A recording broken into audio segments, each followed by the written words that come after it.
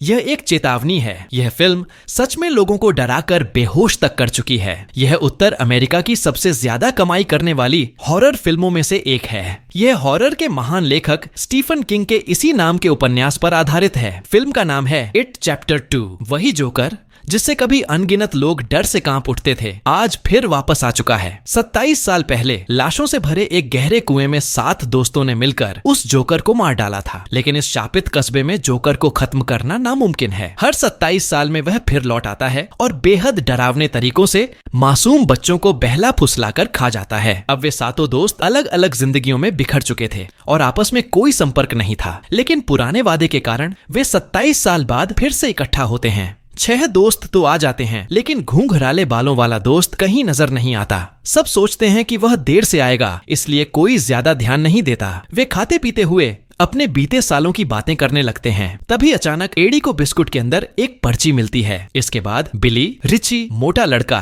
यहाँ तक कि माइक और बेवर्ली को भी वैसी ही पर्चियां मिलती हैं। सब हैरान रह जाते हैं और उन पर्चियों को जोड़कर देखते हैं।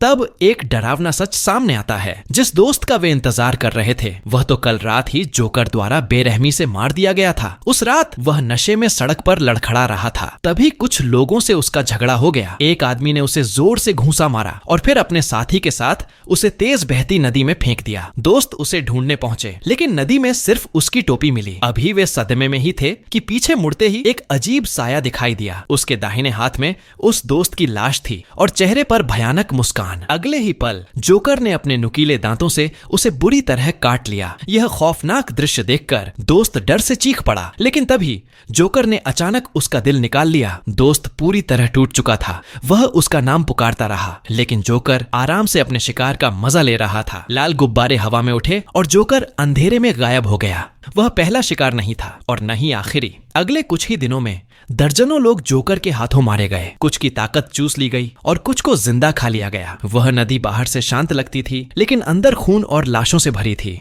जब माइक हाल की डरावनी घटनाएं बताता है तो सबके दिलों में डर बैठ जाता है। अब वे जवान नहीं रहे थे, इसलिए डर और जिम्मेदारियां और बढ़ गई थीं। वे सोच ही रहे थे कि अब क्या करें। तभी मेज पर रखा बिस्कुट अपने आप थाली से उछल पड़ा। फिर उसके अंदर से एक अजीब पंजा निकल आया। सब डरकर पीछे हट गए, लेकिन तभी उससे एक बच्चे के चेहरे वाला टेंटेकल्स से भरा भयानक राक्षस निकल आया। वह चीखता हुआ सीधे माइक की तरफ बढ़ा। इतना ही नहीं, बाकी बिस्कुटों से भी अलग अलग डरावने जीव निकलने लगे। कुछ आंखों में बदल गए, कुछ चमगादड़ बनकर उड़ने लगे। सिर्फ 2.5 मिनट में पूरी बैठक तबाही में बदल गई। माइक ने हमला करने की कोशिश की, लेकिन कोई फायदा नहीं हुआ। जब स्टाफ वहां पहुंचा तो उन्हें बस माइक को पागलों की तरह चिल्लाते हुए दिखा। बाद में सब समझ गए कि वे जोकर के भ्रम का शिकार हुए थे। उसी पल उन्हें यकीन हो गया कि वह डरावना जोकर वाकई वापस आ चुका है। लेकिन आने वाले खतरे के सामने रिची, एडी और बेवर्ली का मानना था कि कस्बे में कितने भी लोग मरें, इससे उन्हें कोई फर्क नहीं पड़ता। इसके बाद सब लोग वहां से चले जाते हैं। सिर्फ बिली और माइक ही वहां रुकते हैं। फिर माइक बिली को बताता है कि 27 साल पहले जोकर को हराने के बाद से वह लगातार जोकर की असली सच्चाई खोज रहा है। वह यह जानने की कोशिश कर रहा था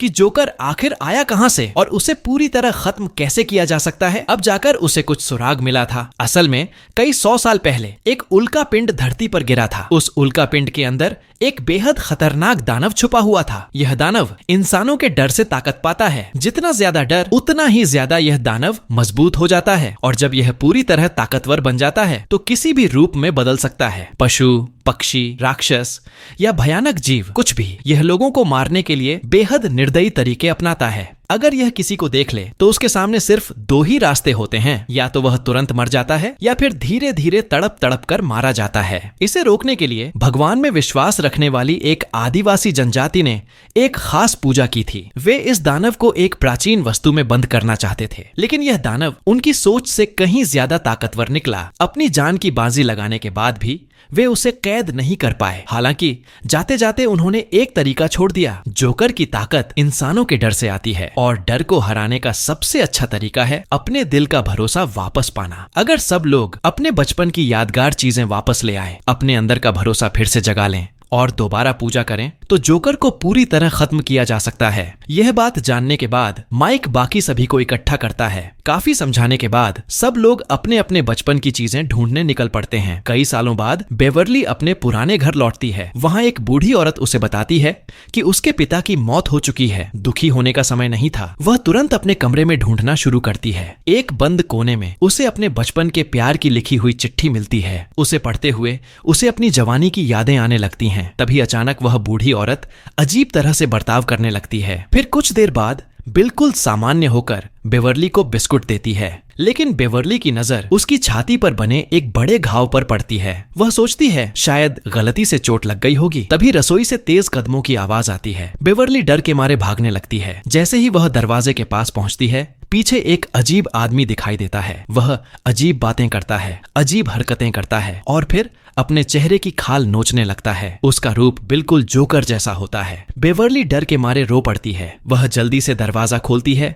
और किसी तरह वहां से भाग निकलती है। दूसरी ओर रिची अपने पुराने गेम सेंटर पहुंचता है। अब वह जगह पूरी तरह उजड़ी हुई थी और जालों से भरी हुई थी। वहां उसे एक चाबी मिलती है और उसे अपना बचपन याद आने लगता है। लेकिन खुशी के साथ साथ उसे वह डरावना समय भी याद आता है जब गुंडे उसे सताते थे। डर के कारण वह फिर से वही कमजोर बच्चा बन जाता है। वह घबराकर बाहर निकलता है और सुनसान मैदान में डरते डरते खड़ा हो जाता है। तभी अचानक उसकी नजर के सामने खड़ी बड़ी मूर्ति गायब हो जाती है और पास से एक अजीब आवाज आने लगती है, वाह वाह। रिची सामने दौड़ता रहा और पीछे से दानव उसके पीछे पागलों की तरह भाग रहा था। जैसे ही वह बाहर आया, रिची पूरी तरह से धराशायी हो गया। जब दानव हमला करने वाला था तो उसने खुद से बार बार कहा कि यह सब असली नहीं है। अचानक अगले ही पल आसपास फिर से शांत हो गया। वह विशाल दानव भी उसी जगह वापस आ गया जैसे कुछ हुआ ही न हो। रिची ने थोड़ी राहत की सांस ली ही थी, तभी एक अजीब राहगीर उसके सामने से तेजी से गुजरा और उसके हाथ में एक पर्चा दे गया। रिची ने जिज्ञासु होकर देखा तो डर कर पाया कि उस पर्चे पर लिखा था उसका मृत्यु दिनांक और वह अजीब राहगीर भी उसे अजीब मुस्कान दिखा रहा था। फिर क्लाउन गुब्बारे लिए धीरे धीरे मूर्ति से नीचे आया। आसपास के लोग जैसे नियंत्रित हो गए और क्लाउन के कदमों के साथ अजीब नाच करने लगे। रिची यह देखकर डर के मारे ठिठक गया। वह हैरान होकर वहीं खड़ा रहा। तब क्लाउन अचानक उसके सामने आया।